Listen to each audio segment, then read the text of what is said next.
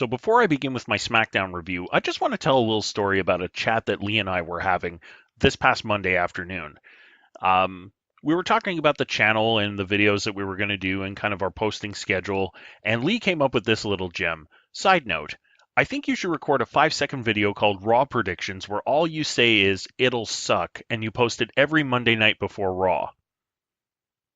While that fits into my particular brand of cynicism, if I had posted a similar video about SmackDown this week, I wouldn't have been wrong. I'm some guy named Rob, and this is a SmackDown recap for March 6th, 2018. We kick off the show with Ruby Riott and Charlotte standing in the ring, microphones in hand. And really, I'm not sure what the point of all this was. Ruby Riott comes out and says that she started the Riott Squad because she was sick and tired of seeing Charlotte being held up and hand-selected as the face of the Women's Revolution, having won the Divas Championship, the WWE Women's Championship for SmackDown and Raw, as well as the NXT Championship. Charlotte comes back with what was a very Cena-esque statement about having earned all of her opportunities and that she's managed to overcome the weight of all the expectations on her shoulders over the years. Ruby said that she was coming for the Queen and that she plans to not only take her championship at Fastlane, but also prove that Charlotte is just another bleach blonde failure with a famous last name. I'm not sure who that's supposed to reference because Stephanie's a brunette, but there you go. Charlotte gets in Ruby's face. The Riott Squad hit the ring to surround Charlotte. And just when you think things are about to get really interesting, Bobby Roode's music hits for some reason and makes the save by slowly walking down to the ring to doing his normal entrance. I guess. The segment's over, right? We come back from break to find that Roode is actually at ringside for commentary as Jinder Mahal takes on Randy Orton in a singles match, back and forth with Jinder playing the coward, trying to avoid all of Orton's signature moves at all costs, especially the drape over DDT. Action spills to the outside, and Orton ends up sending Jinder Mahal into Bobby Roode on the outside, which I'm sure absolutely no one saw that coming. The match ends when Orton hits the draping DDT finally, calls for the RKO. Roode gets up on the ring apron and is calling out Orton, asking what the hell's going on. Why did he throw Jinder Mahal into him? Mahal bumps Orton into Bobby Roode and then hits Orton with the Colossus to end the match. And where is all this going? And the reason why I ask this is that Jinder Mahal has been coming out on top for the last few weeks on SmackDown, between the interactions with Bobby Roode and Randy Orton, and yet Jinder Mahal's not on the card for Fastlane. The only surprise that I had with this whole thing is that Daniel Bryan didn't come out and immediately make this a triple threat match for the US title at Fastlane. We cut to a backstage segment where Sami Zayn is doing whatever Sami Zayn is doing in the locker room. Kevin Owens comes up to him and wants to confirm, hey, were you serious about what you said? Are you really going to lay down for me to let me go to WrestleMania as a champion? And Sami Zayn says, yes, absolutely. I would do this for you. You're my best friend. This has been your dream. I'm here to support your dream. And we know that because Sami Zayn is doing this in a backstage segment right before a pay-per-view, that means that they are 100% on the same page, right, guys? Next up, we have a women's match with Becky Lynch versus Carmella, which means that the WWE writers suddenly realized, oh shit, there's 5 weeks to WrestleMania, and oh yeah, we have a Money in the Bank contract holder, don't we? Should we maybe put her on TV once in a while in a match? Just so people remember who she is?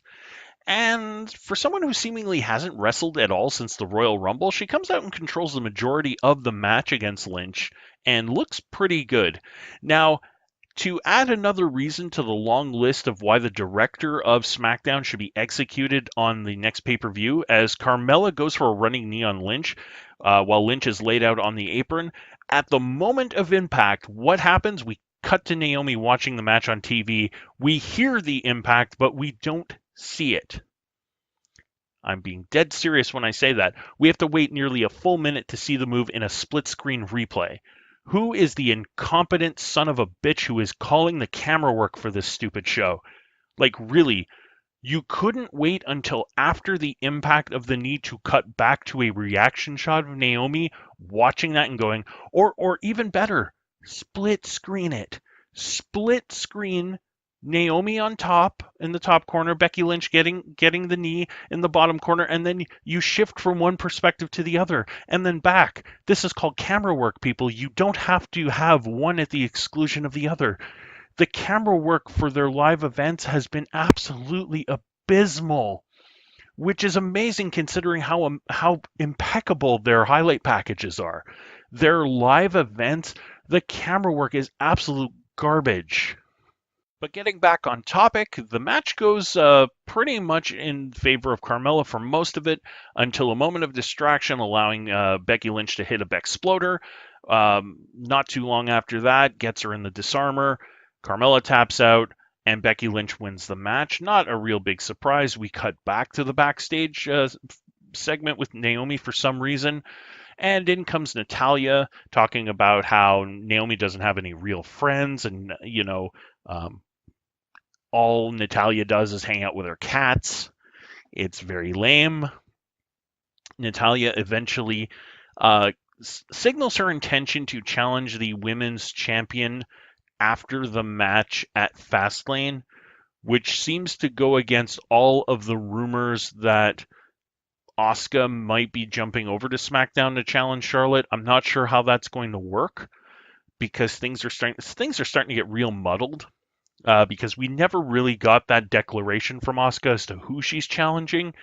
So the booking has been nebulous at best as far as that goes. So we don't really know what's going on for WrestleMania.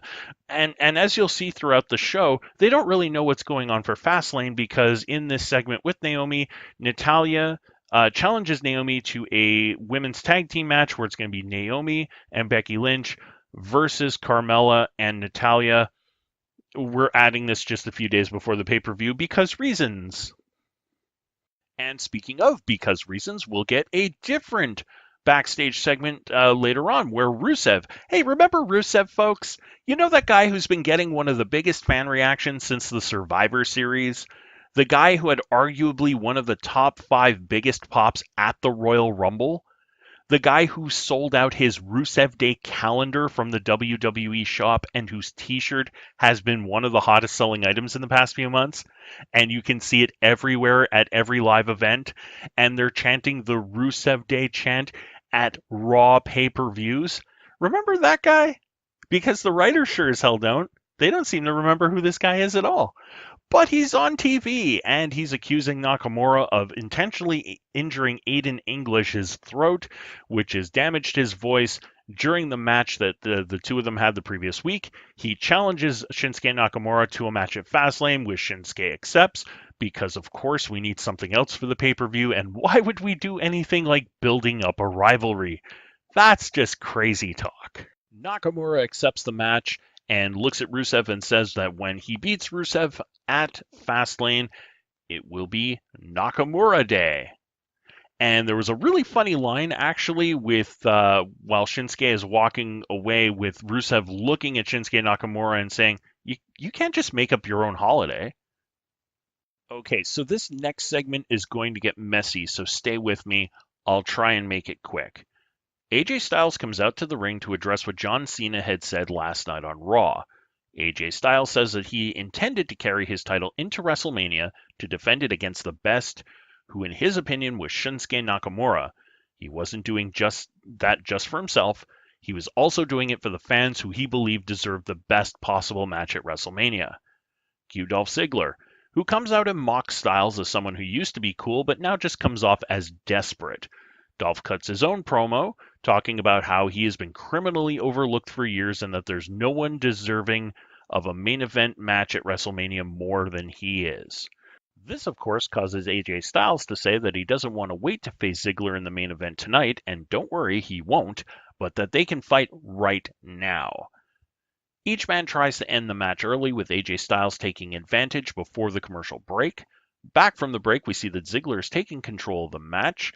AJ works his way back into the match with a couple of really good forearms before Ziggler hits a famouser. And by the way, why are we still calling the move this, by the way? Mr. Ass has been out how long has it been since he's been WWE? Anyway, he also hits a thumb to the eye and ends up sending AJ to the ring apron.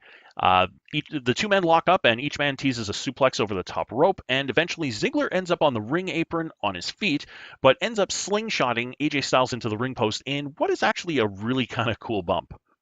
We come back from commercial where each man tries to finish the other off with their own finisher. Ziggler trying to hit the Styles Clash on AJ Styles, AJ going for a super kick. Eventually, we get Ziggler hitting the zigzag on Styles for a 2 count, and both men are down. With both men down, Sami Zayn and Kevin Owens make a beeline to the ring and cause a double DQ by laying out both Ziggler and Styles and giving them a beatdown for a couple of minutes. While they're leaving the ring, out comes Shane O'Mac, who brings out Baron Corbin and turns this into a fatal 5-way match because giving away 5/6 of a pay-per-view main event on free TV 5 days away from the pay-per-view itself is a really great way to drum up interest, am I right? When we come back from the break, it is complete carnage on the outside as all 5 men are brawling. Baron Corbin got some of his heat back, taking everyone out, landing multiple punches on Ziggler and Owens. Owens and Zayn ended up capitalizing on Corbin going to the outside as they threw him into the steps. Owen hits a senton on Ziggler. Ziggler kicks out. Owens and Zayn double team Styles. Styles kicks out. Zayn and Owens embrace in the middle of the ring, which you know is a surefire sign that they're absolutely on the same page as we go to another commercial.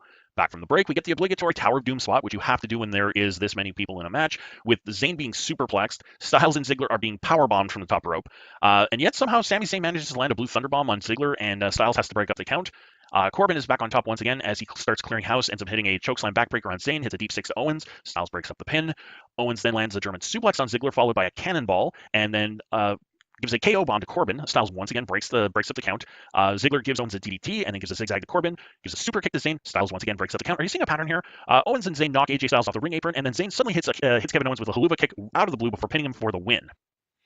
Now, I may have missed a few things here and there because the match had terrible flow and was ultimately very boring for a match that had 5 guys in it throwing off this many signature spots.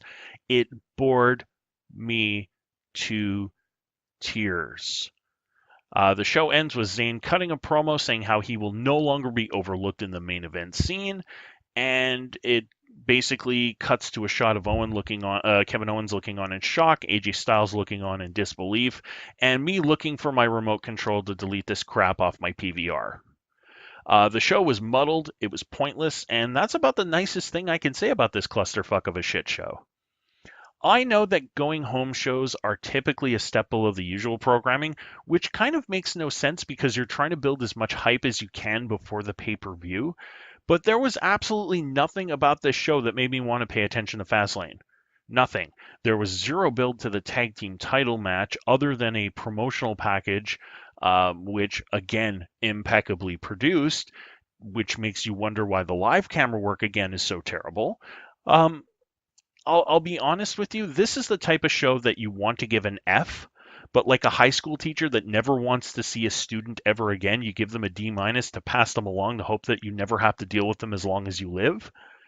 Sadly, this show is pretty much going to look exactly like Fastlane, only with more Cena, which is not going to help.